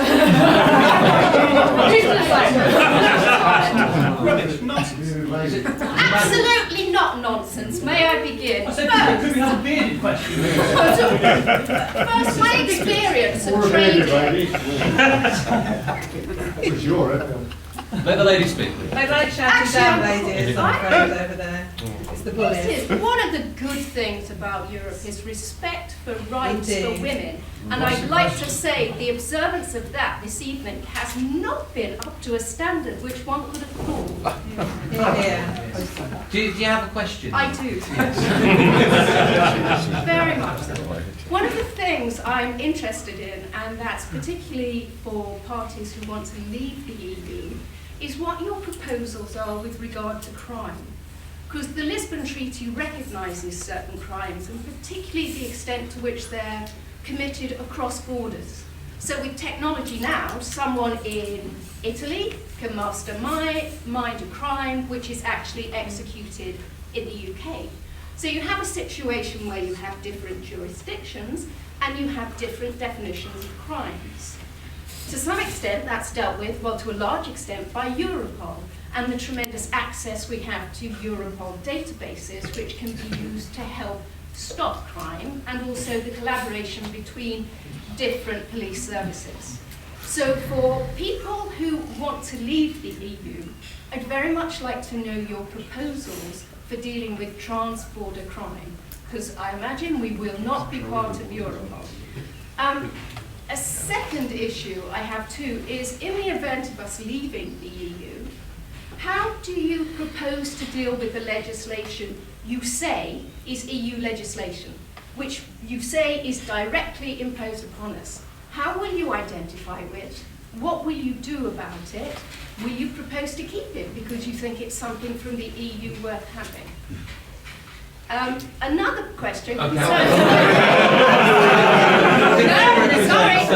Thank you very much. We've only got 10 minutes left.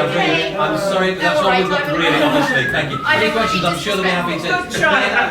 The good news is these guys are here till 3 in the morning, so I appreciate no. Let's start with the crime issue here, because crime across the border. This is a very difficult issue, and for the sake of brevity, we haven't got a lot of time now. But we're not just talking here, of course, about crime as we see it, or we saw it in the past. We're not talking about instances of crime that we can probably say that are more tangible. We're talking about cybercrime. We're talking about all kinds of illegality that can go on the web now, which is controlled, as you rightly say, very differently. Exactly, but very differently in European countries. So how would we be able to tackle this if we are working under European legislation, or are we working still under United Kingdom legislation? How would you see that being tackled? And I'll start this time with you, Phil.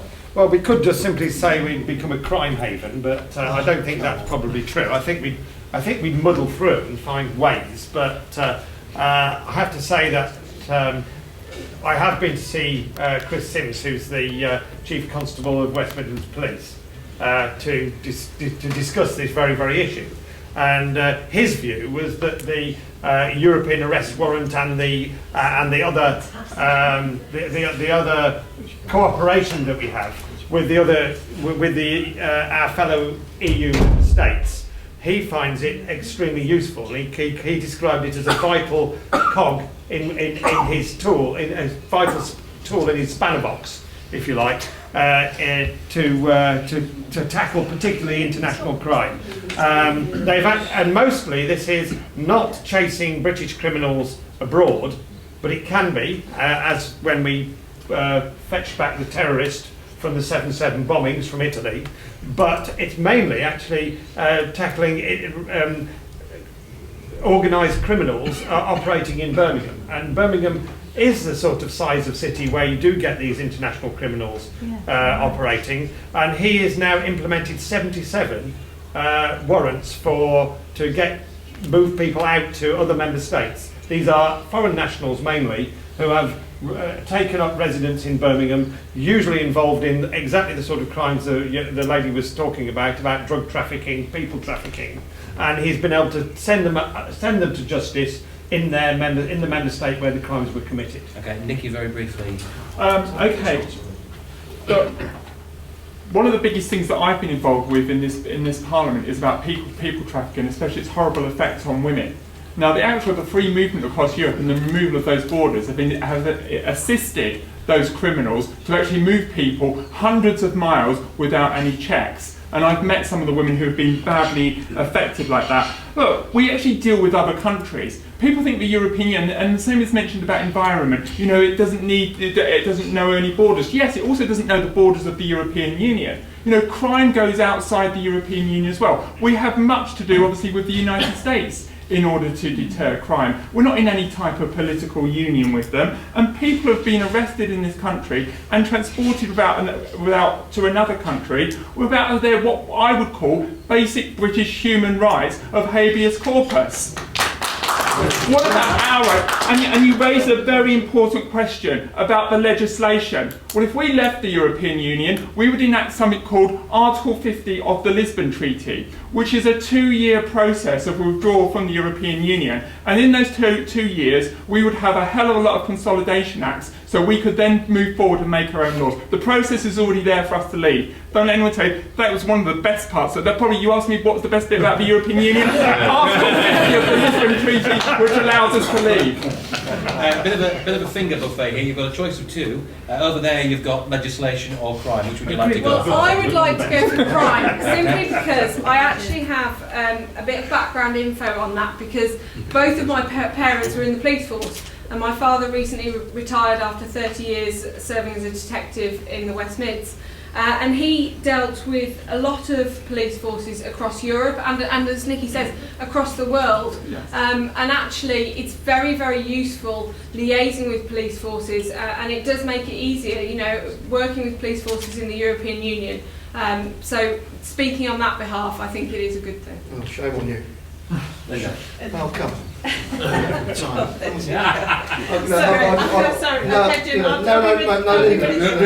We've got very, very little time left. Basically, I agree that it would be extremely difficult to replace, to actually combat crimes like you were speaking about, Madam. One of the great things about Europe is that we're able to fight across the borders, because crime knows no boundaries, neither does environmental damage, which is another reason why we should remain in Europe. So I'm going to be brief because I agree with that, and Jim, let Jim have his say. Thank you, Linda. Well, it's very simple. Habeas corpus, the presumption of innocence, one of the greatest strengths of British common law, and that has been wiped away as we've adopted the mores of the masses across the Channel. The presumption of innocence has now gone. People can be extradited to other countries across the European Union on the whim of a prosecutor. All they have to do is present that warrant, that extradition warrant, to a magistrate, and he has no legal right to refuse that. That is an absolute disgrace, as is the European investigation order as well. But no, you can't come back, because I've been trying to speak all night. I've had hardly any time whatsoever. But let's go. Can I just say that as much time as everybody else, Jim? Well, actually, everybody would seem to think that we've only started arresting foreign criminals since we joined the common market. Well, what about Dr. Crippen and Miss Leneve, who were arrested on the SS Megantic all those years ago? Outside the European Union, it's very simple. We have another organisation called Interpol. But what is not acceptable is where constituents like Jason McGoldrick here in the West Midlands find themselves extradited to Budapest on a European arrest warrant with regards to a failed business. Quite frankly, it was a civil matter. He ended up spending 3 months in living on raw pork fat in the most disgraceful, despicable conditions, and he ended up going to court 2 years later, and it was a case that should have been dealt with in a civil court in this country. It was about a business that had failed. It's an absolute disgrace, and quite rightly, the most sensible approach to do is return to that presumption of innocence. But and getting on to your second let's point. not forget that the return of the teacher who'd taken his pupil, an underage pupil, out of the country was on the basis of a European arrest Are you seriously suggesting, madam, that if Interpol would not have returned that gentleman? Are you seriously suggesting that? Actually, the amount of time and effort and procedure would have been significantly Not at all. longer. Not at all. I'd Not like at to all. see your evidence. No, not at all. Okay. Well, I speak on. And if I can make one very quick point about rights for women, I'm delighted that UKIP will be returning the largest number of female MEPs after these European elections, and that is done from a basis where we do not have positive discrimination. You will find a large number of UKIP MEPs after the European elections will be ladies, and they have been selected by our membership. There has been no positive discrimination.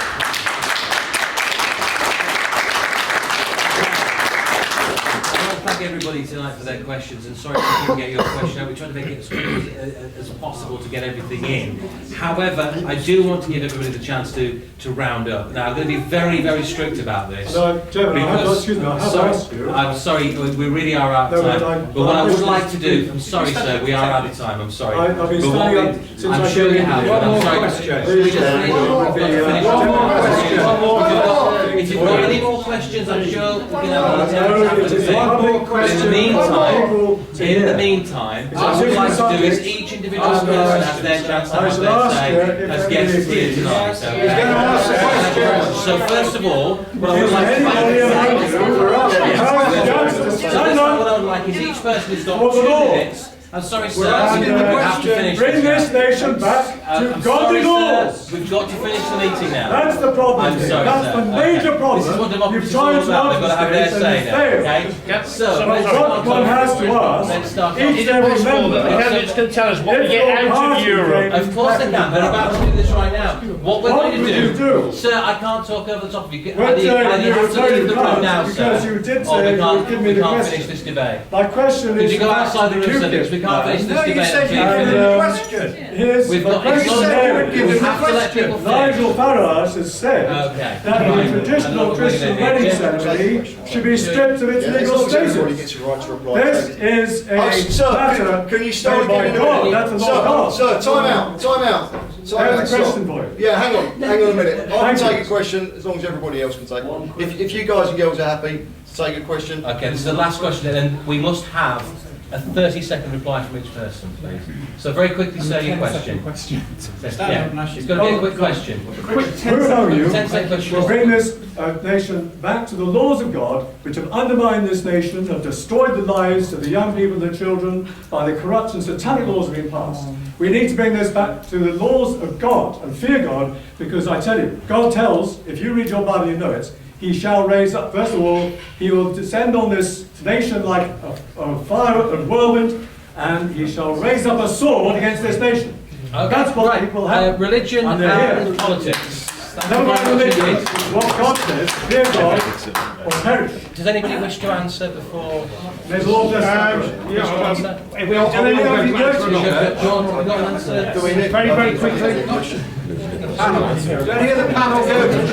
Okay, all right. Let's round it up. What we're going to do now is just to finish off this evening, and I appreciate your question, sir. Thank you very much. And if you'd like to put it again to them afterwards, that's absolutely fine. And the only reason that I'm moving this on is because some people have got taxis booked and all the rest, and we did say we'd finish at 9:30. So, what I would like to do now is give each person, as we started this and we'll start at the second final one, is 2 minutes and no more than 2, and I will have to ask you to stop after 2 minutes, is once again to say who you are, who you represent, and also what your final summation of the questions, if you like, or any issues that have really strung true to you tonight for the final sort of roundup of the evening. So, James, I'll start with you.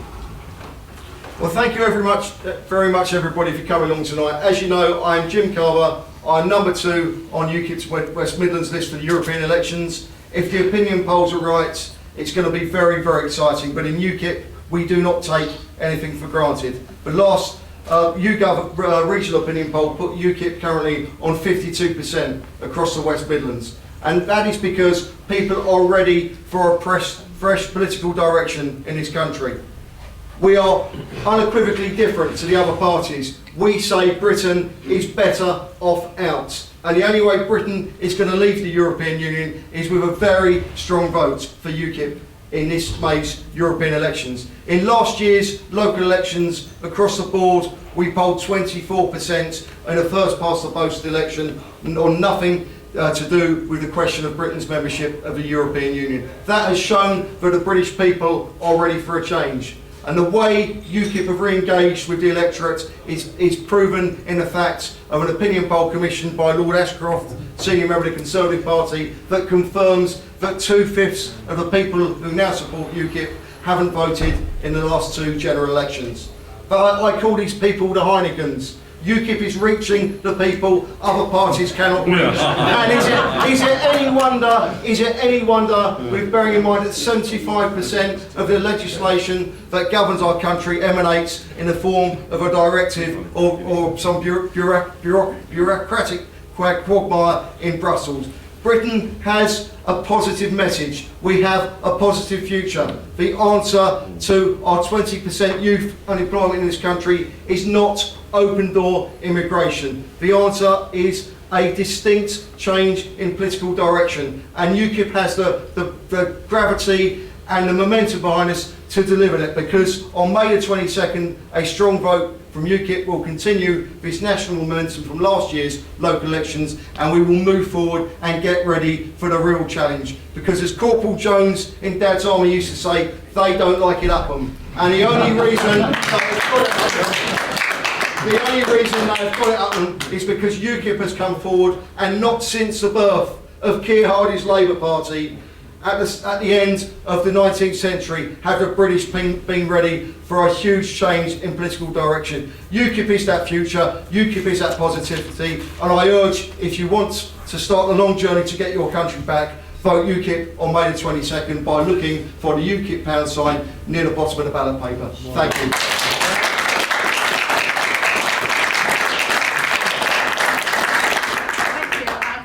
And I represent the Labour Party.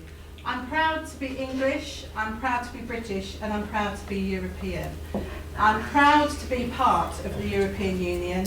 There have been and are some major difficulties in terms of some of those that you've experienced, sir, but also in terms of the legislation, in terms of regulation, in terms of some of those problems that you've brought up.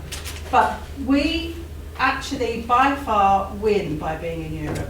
We win on jobs, we win on investment, we win on being the gateway to investment from other countries. We win on rights, we win on crime, we win on all of those issues that are important to the people that I've represented and that you live alongside. And in terms of migration, I'm sorry it has to come up once again. 30% of the NHS staff are migrants. I was attended by an Asian woman on my first confinement, and also on my second. The care industry depends on migration. What will happen when those borders apparently are our own and we shut them down? What are you going to do? Who are you going to be attended by? So don't fall for this migration.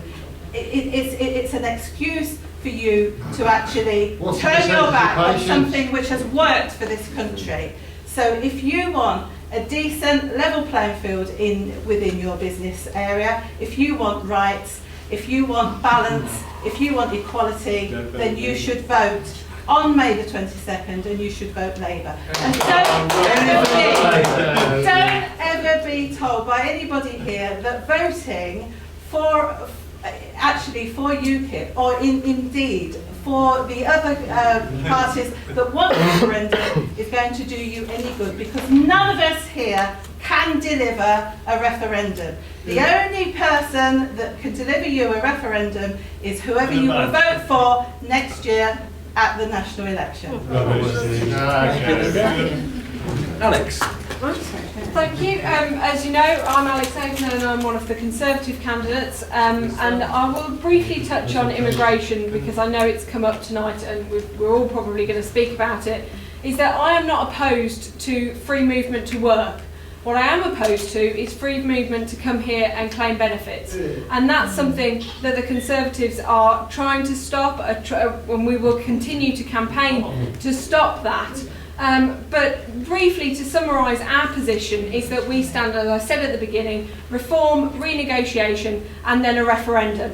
And it is important, if you want hard-working MEPs working in your interests, then you need to vote Conservative on the 22nd of May. And they can then support David Cameron in getting the change that we all want from Europe and putting it to yourselves in 2017. And also, one of the key things that we want going forward is, what a phrase that I quite like, and I've stolen it off somebody else, is Europe if necessary, national where possible. If we can make as many decisions at a national level, the better. So that's our message for these elections.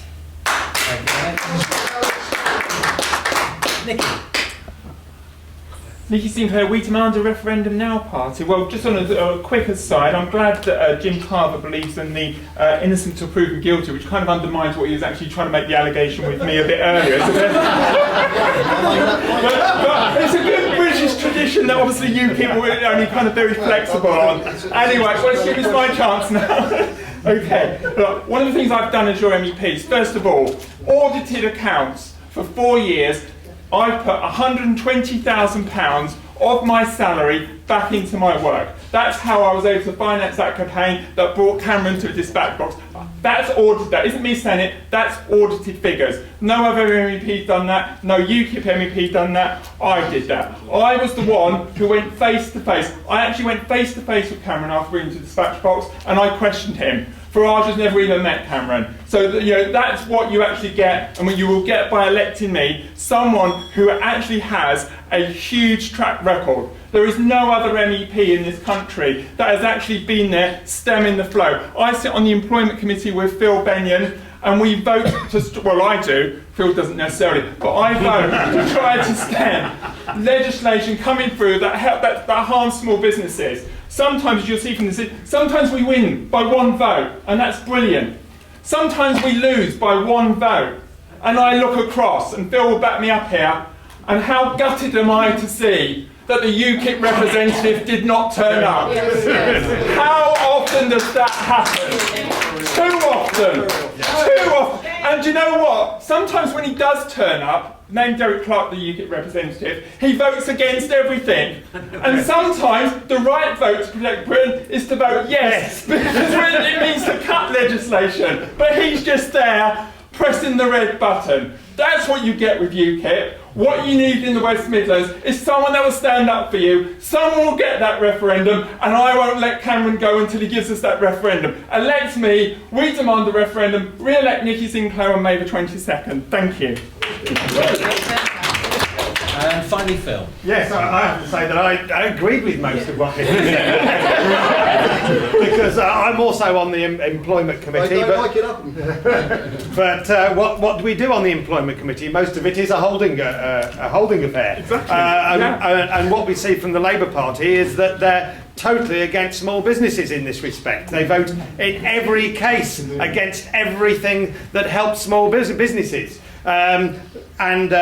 I've been running a small business for 29 years. I got into politics because I wanted to see small businesses thrive, and I could see that the problem of corporatism was going worldwide, and we needed to stand up for those who are small businesses who have to understand everything themselves, and that's one of my political imperatives. And this is what I've done. in the last Parliament. I've not only stemmed pretty well everything that's come through the Employment Committee, including virtually single-handedly this Posting of Workers Directive, but on the Transport Committee I've taken out the proposals from the German rapporteur to firstly stop garages doing both repairs and MOT tests. That's completely gone. The British position can continue, and also took small trailers from the same German rapporteur out of the MOT proposals. I mean, this is what you get from a Liberal Democrat. I know it might be quite boring, but we actually get in there, and we actually, as the proposals come forward, we take them one by one, and we deconstruct them and make sure that nothing that we and the people here in this room wouldn't like goes through.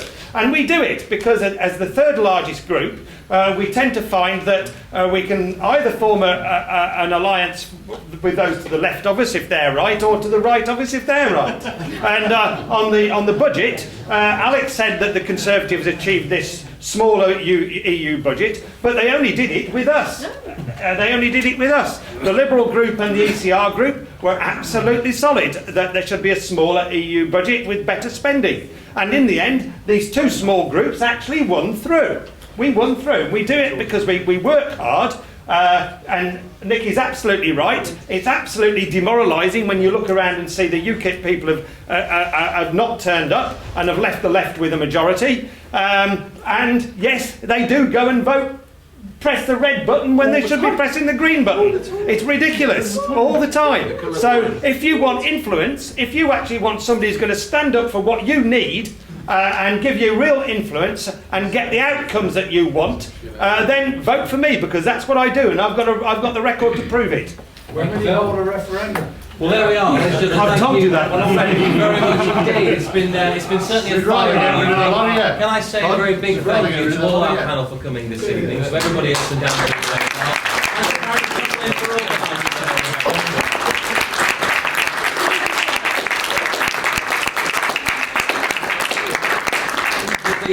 me, Tony Fisher, on behalf of all of us here, to wish you all a very safe journey and happy voting. Please vote. God, I'm going to get my dog back from my mother. Mother's dog sitting because the wife's working. Yeah. But she'll be in bed by the time I get home.